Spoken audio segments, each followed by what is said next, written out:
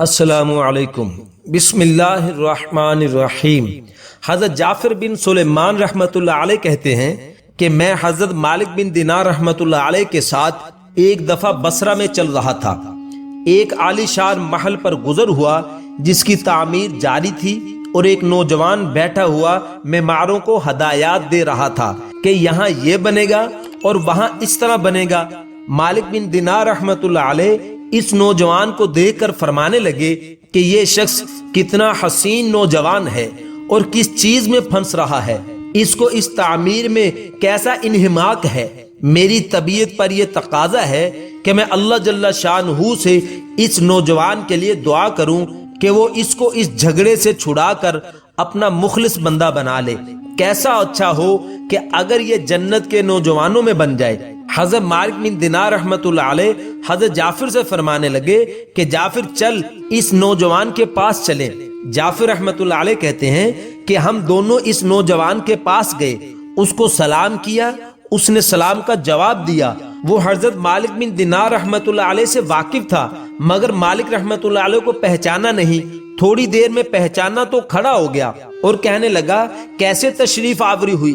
حضرت مالک بن دینار رحمۃ اللہ علیہ نے فرمایا تم نے اپنے اس مکان میں کس قدر روپیہ لگانے کا ارادہ کیا ہے؟ اس نے کہا 1,00,000 درہم۔ مالک رحمۃ اللہ علیہ نے فرمایا کہ اگر تو یہ 1,00,000 درہم مجھے دے دو تو میں تمہارے لیے جنت میں ایک مکان کا ذمہ لیتا ہوں جو اس سے بدرجہ بہتر ہوگا۔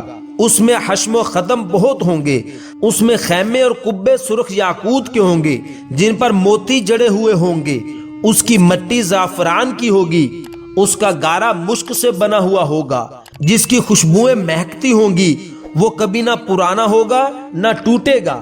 اس کو معمار نے نہیں بنایا بلکہ حق تعالی شانہ کے امر کن سے تیار ہو جائے گا۔ اس نوجوان نے کہا مجھے سوچنے کے لیے آج رات کی مہلت دے دیجئے، کل صبح آپ تشریف لائیں تو میں اس کے متعلق اپنی رائے عرض کروں گا۔ حضرت مالک بن دینار رحمۃ اللہ علیہ واپس چلے گئے اور رات بھر اس نوجوان کے فکر اور سوچ میں رہے۔ آخر شب میں اس کے لیے بہت عاجزی سے دعا کی۔ جب صبح ہوئی تو ہم دونوں اس کے مکان پر گئے۔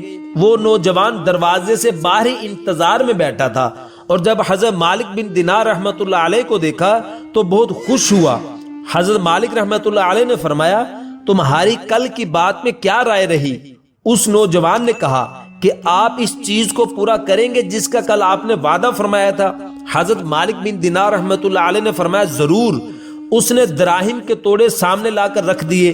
حضرت مالک بن دینار رحمۃ اللہ علیہ نے ایک پرچہ لکھا جس میں بسم اللہ الرحمن الرحیم کے بعد لکھا کہ یہ اقرار نامہ ہے کہ مالک بن دینار رحمۃ اللہ علیہ نے فلاں شخص سے اس کا ذمہ لیا ہے کہ اس کے اس محل کے بدلہ میں حق تعالی شانہ کے یہاں اس کو ایسا ایسا محل جس کی صفت اوپر بیان کی گئی، جو جو صفات اس مکان کے اوپر گزری وہ سب لکھنے کے بعد لکھا ملے گا، بلکہ اس سے بھی کہیں زیادہ عمدہ اور بہتر جو عمدہ سایہ میں حق تعالی شانہ کے قریب ہوگا۔ یہ پرچہ لکھ کر اس کے حوالے کر دیا اور 1,00,000 درہم اس سے لے کر چلے آئے۔ حضرت جعفر رحمۃ اللہ علیہ کہتے ہیں کہ شام کو حضرت مالک بن دینار رحمۃ اللہ علیہ کے پاس اس میں سے اتنا بھی باقی نہ تھا کہ ایک وقت کے کھانے ہی کا کام چل سکے۔ اس واقعہ کو 40 دن بھی نہ گزرے تھے کہ ایک دن حضرت مالک بن دینار رحمۃ اللہ علیہ صبح کی نماز سے فارغ ہوئے تو مسجد کی محراب میں ایک پرچہ پڑا دیکھا۔ یہ وہی پرچہ تھا جو حضرت مالک بن دینار رحمۃ اللہ علیہ نے اس نوجوان کو لکھ کر دیا تھا، اور اس کی پشت پر بغیر روشنائی کے لکھا ہوا تھا کہ یہ اللہ جل شانہ کی طرف سے مالک بن دینار رحمۃ اللہ علیہ کے ذمہ کی برات ہے۔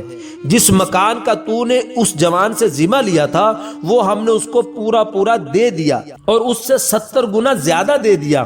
حضرت مالک بن دینار رحمۃ اللہ علیہ اس پرچہ کو پڑھ کر متحیر سے ہوئے۔ اس کے بعد ہم اس نوجوان کے مکان پر گئے تو وہاں مکان پر سیاہی کا نشان تھا جو سوگ کی علامت کے طور پر لگایا ہوگا، اور رونے کی آوازیں آ رہی تھیں۔ ہم نے پوچھا تو معلوم ہوا کہ اس نوجوان کا کل گزشتہ انتقال ہو گیا۔ ہم نے پوچھا کہ اس کو غسل میت کس نے دیا تھا؟ اس کو بلایا گیا۔ ہم نے اس سے اس کے نہلانے اور کفنانے کی کیفیت پوچھی۔ اس نے کہا کہ اس نوجوان نے اپنے مرنے سے پہلے مجھے ایک پرچہ دیا تھا اور یہ کہا تھا کہ جب تو مجھے نہلا کر کفن پہنائے تو یہ پرچہ اس میں رکھ دینا۔ میں نے اس کو نہلایا، کفنایا اور وہ پرچہ اس کے کفن اور بدن کے درمیان میں رکھ دیا۔ حضرت مالک بن دینار رحمۃ اللہ علیہ نے وہ پرچہ اپنے پاس سے نکال کر اس کو دکھایا۔ وہ کہنے لگا کہ یہ وہی پرچہ ہے، قسم ہے اس ذات کی جس نے اس کو موت دی، یہ پرچہ میں نے خود اس کے کفن کے اندر رکھا تھا۔ یہ منظر دیکھ کر ایک دوسرا نوجوان اٹھا اور کہنے لگا کہ مالک آپ مجھ سے 2 لاکھ درہم لے لیجئے اور مجھے بھی پرچہ لکھ دیجئے۔ حضرت مالک رحمت اللہ علیہ نے فرمایا کہ وہ بات دور چلے گی، اب نہیں ہو سکتا، اللہ جل شانہ جو چاہتا ہے کرتا ہے۔